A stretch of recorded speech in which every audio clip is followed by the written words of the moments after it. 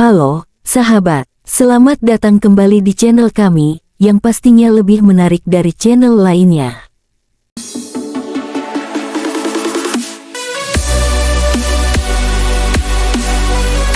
Hari ini kita akan membahas tema penting yang mungkin bikin beberapa dari kalian gelisah, yaitu ujian keuangan di rumah tangga dan bagaimana cara mengatasinya.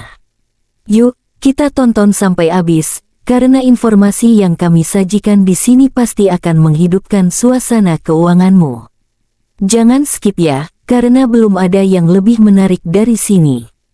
Pertama-tama, mari kita mulai dengan mengidentifikasi masalah keuangan yang ada di rumah tangga. Ini adalah langkah paling penting agar kita bisa menemukan solusinya. Berikut adalah 3 contoh masalah umum yang sering kita hadapi dan cara penerapannya di kehidupan sehari-hari. 1. Pengeluaran membengkak. Misalnya, beli kopi setiap hari tanpa sadar uang terkuras. Coba hitung berapa banyak yang dihabiskan dalam sebulan untuk kopi. Jika setiap kali ngopi menghabiskan sekitar Rp30.000, maka sebulan bisa mencapai Rp900.000. Gantilah dengan membuat kopi di rumah, yang hanya habis Rp5.000 per sajian. Hemat, kan? 2. Hutang menumpuk. Jumlah cicilan kartu kredit yang tidak terbayar tepat waktu. Cobalah membuat daftar semua utang dan cicilan setiap bulan. Usahakan untuk membayar cicilan yang paling mendesak terlebih dahulu dan atur pengeluaran untuk menghindari hutang baru. 3. Dana darurat tidak ada. Kesulitan saat ada kebutuhan mendesak karena tidak memiliki persiapan sebelumnya. Buat rekening tabungan khusus untuk dana darurat. Targetkan untuk menyimpan minimal Rp500.000 setiap bulan hingga mencapai total dana darurat yang ideal. Kedua, kita perlu membuat anggaran. Ini adalah langkah penting untuk mengontrol pengeluaran kita. Mari kita lihat 3 langkah dalam membuat anggaran. 1. Kategorikan pengeluaran. Pisahkan pengeluaran untuk makanan, transportasi, dan hiburan. Gunakan aplikasi keuangan atau spreadsheet untuk mencatat pengeluaran setiap kategori. Misalnya, buat kategori seperti makanan dan transportasi, kemudian alokasikan masing-masing Rp2 juta untuk makanan dan Rp500.000 untuk transportasi. 2. Tentukan batas pengeluaran. Misal, alokasikan untuk makanan setiap bulan Rp1.500.000. Gunakan metode 50, 30, 20. 50% untuk kebutuhan, 30% untuk keinginan, dan 20% untuk tabungan. Dan pastikan setiap bulan, anggaran diperbaharui sesuai kebutuhan. Setiap akhir bulan, lihat apakah kamu masih dalam batas yang ditentukan. Cek catatan pengeluaran dan lihat di mana bisa dihemat bulan depan. Buat laporan bulanan sederhana untuk memantau kemajuan. Setelah kita punya anggaran, saatnya untuk mengurangi pengeluaran. Ini bisa sangat bermanfaat. Berikut 3 cara yang bisa kalian coba. Saat belanja, selalu bawa daftar barang untuk menghindari pembelian impulsif. Sebelum pergi ke pasar atau supermarket, buat daftar belanja berdasarkan kebutuhan. Nah, jangan lupa untuk berpegang pada daftar itu. Misalnya, gunakan aplikasi belanja yang memberi potongan harga. Cek aplikasi belanja yang sering menawarkan diskon besar. Rencanakan belanja pada saat diskon, tapi tetap ingat untuk tidak membeli barang yang tidak dibutuhkan. Daripada beli makan di luar, coba deh eksperimen masak di rumah dengan bahan yang sudah ada.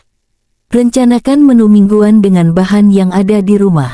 Ajak anggota keluarga untuk membantu memasak. Selain lebih hemat, masak bersama juga bisa menjadi quality time.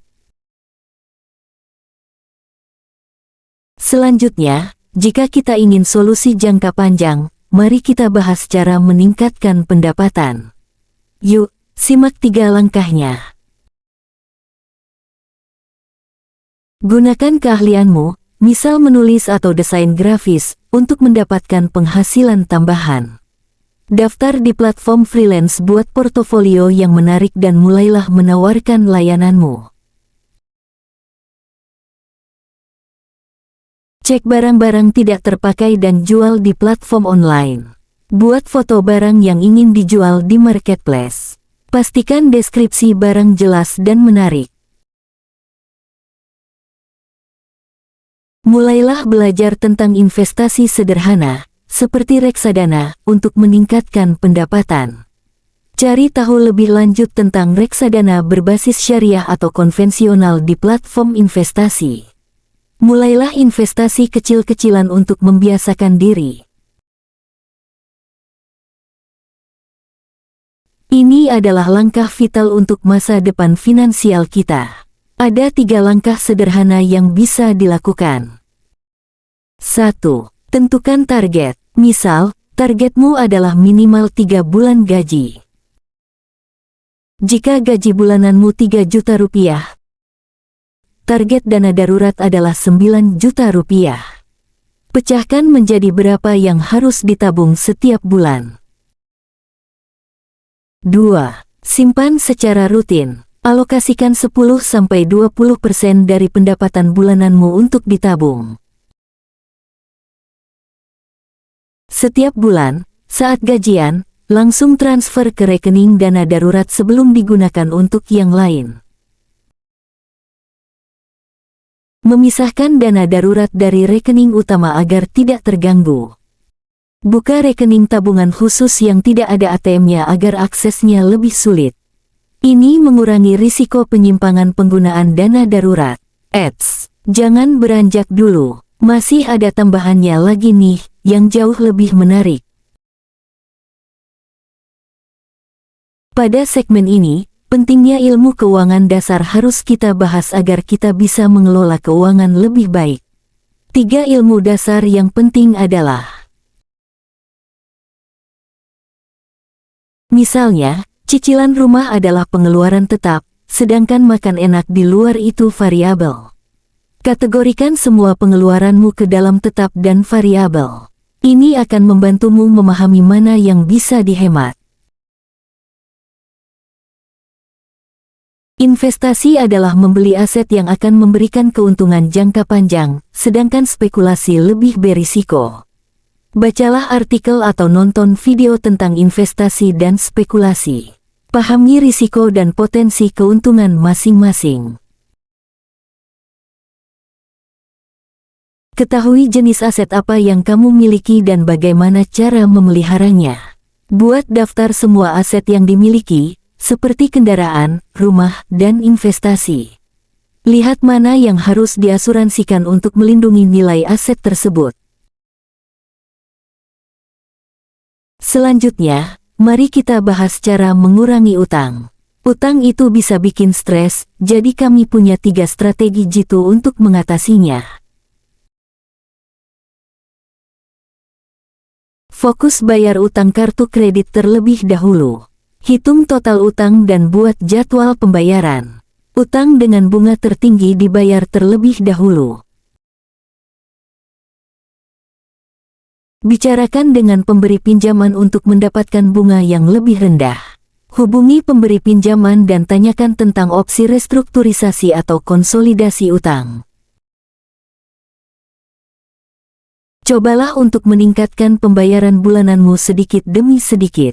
Misalkan, jika cicilan uang bank kamu minimal Rp500.000, maka bayarlah Rp600.000, sehingga ada lebih di saldo kamu untuk menambah pembayaran bulan depannya. Sekarang kita sampai pada investasi. Investasi itu penting, loh. Berikut adalah 3 cara untuk mulai berinvestasi. Ini bisa menjadi pilihan bagi yang baru mulai investasi. Pilih reksadana yang sesuai dengan profil risikomu dan mulailah dengan investasi kecil, misalnya hanya Rp100.000 per bulan. Cek jika kantormu memiliki program pensiun. Tanyakan kepada HRD mengenai program pensiun. Pastikan kamu ikut serta dan alokasikan dana setiap bulan. Pertimbangkan untuk membeli properti sebagai investasi jangka panjang. Mulailah riset tentang properti yang bisa dipilih dalam jangkauan anggaranmu. Bisa juga dengan menyewa dulu untuk memahami pasar. Selain itu, mendidik keluarga tentang keuangan juga penting. Ada beberapa cara untuk melakukannya.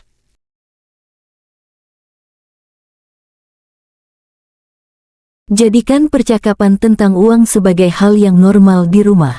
Atur waktu khusus untuk membahas keuangan keluarga, seperti dalam rapat mingguan. Ajak anak memahami pengelolaan uang sejak dini. Misalnya, memberikan uang saku dan ajarkan mereka untuk menabung. Setiap minggu, berikan uang saku dan tanyakan bagaimana mereka ingin menghabiskannya. Diskusikan pilihan yang baik dan buruk. Dapatkan informasi terbaru dan berbagi pengetahuan. Pilih buku atau artikel menarik tentang keuangan yang bisa dibaca bersama-sama, kemudian diskusikan pelajaran yang didapatkan. Terakhir, mari kita susun rencana keuangan jangka panjang. Ini akan jadi kunci keberhasilan finansial kita. Berikut langkah-langkah yang bisa diambil. Mulailah menetapkan tujuan keuangan jangka panjang keluarga Anda. Misalnya, membeli rumah dalam 5 tahun ke depan. Buatlah rencana dengan anggaran untuk berapa yang perlu ditabung setiap bulan untuk mencapai tujuan tersebut. Hitung berapa banyak yang kamu butuhkan untuk pensiun dengan nyaman. Gunakan kalkulator pensiun online untuk menghitung dana yang dibutuhkan. Buat rencana untuk menabung dan berinvestasi setiap bulan. Cek setiap tahun untuk melihat apakah kamu berada di jalur yang benar menuju tujuanmu. Setiap tahun, buat rapat keluarga untuk membahas kemajuan keuangan. Sesuaikan rencana jika diperlukan. Terima kasih telah menyimak video ini, Sobat Keuangan. Ingat, dengan mengelola keuangan yang baik, kita bisa menghadapi ujian keuangan di rumah tangga dengan percaya diri. Yuk, terus belajar dan berbagi informasi finansial ini bersama keluarga dan teman-teman. Jangan lupa like, subscribe, dan aktifkan notifikasi untuk mendapat info menarik lainnya. Sampai jumpa di video berikutnya. Money Smart is the new cool.